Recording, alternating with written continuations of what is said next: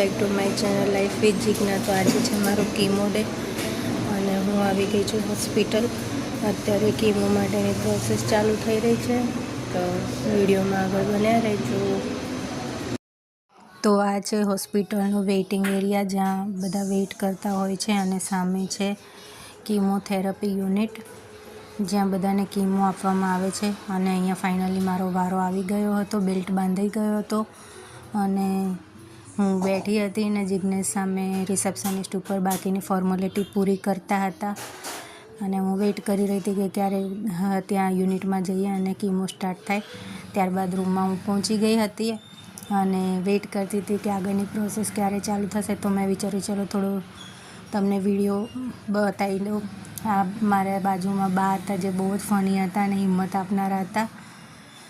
બેઠા બેઠા મેં બધાને જોતી હતી, લોકોનું ચાલતા હતા કીમોથેરાપી, અને એ બા છેક ધાંગધ્રાથી આવે ત્યાં બસ મારો વારો આવી ગયો હતો અને મને બોટલ ચડવાના ચાલુ થઈ ગયા હતા। તો એક સાઈડ મને બાટલા ચડતા હતા અને આજુબાજુમાં બધાને ત્યાં બી એ જ ટ્રીટમેન્ટ ચાલતી હતી। બધા રાહ જોઈ રહ્યા હતા કે ક્યારે બાટલા પતે ને ક્યારે બધા પોતપોતાના ઘરે જાય પોતાના સ્વજનને લઈને। હું અહીંયા બોર થઈ રહી હતી એટલે વિડીયો ઉતારી રહી હતી, અને જિજ્ઞેશ મારી બાજુમાં બેસીને જોઈ રહ્યા હતા। એ પણ સવારના ભૂખ્યા ને તરસ્યા બેસી રહ્યા હતા, કારણ કે એમને લંચ કરવા જવાનો ટાઈમ મળ્યો ન હતો। જોતજોતામાં આખું વોર્ડ ખાલી થઈ ગયું હતું, ખાલી હું ને એક સામેવાળા બેન જ હતા। અને ત્યારબાદ મારું બી ફાઇનલી ટ્રીટમેન્ટ પૂરી થઈ ગઈ હતી બોટલ ચઢાવવાની, અને હવે મારે ઘરે જવાનો ટાઈમ થઈ ગયો હતો। બસ આ નીડલ નીકાળે એની હું રાહ જોઈ રહી હતી। તો ફ્રેન્ડ્સ, વાગ્યા છે સાંજના 6 અને અત્યારે મારો કીમો પત્યો છે। સવારના 8 વાગ્યાના આવ્યા હતા, આખો દિવસ નીકળી ગયો કીમો લેવામાં। આ જો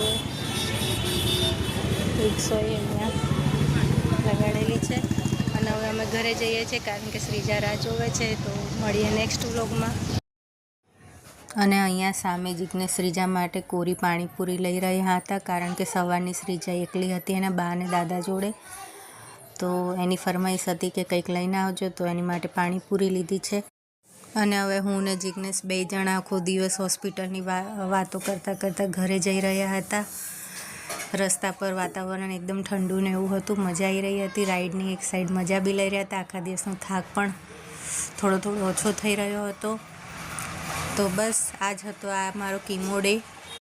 તો આ હતો મારો કીમો ડેનો ફૂલ વ્લોગ, અને તમને વિડીયો કેવો લાગ્યો છે તે મને કમેન્ટ બોક્સમાં જણાવજો। વિડીયો પસંદ આવે તો લાઇક કરજો, શેર કરજો, અને ચેનલમાં ન હોય તો ચેનલને સબસ્ક્રાઈબ કરવાનું ભૂલતા નહીં। ત્યાં સુધી જય શ્રી કૃષ્ણ।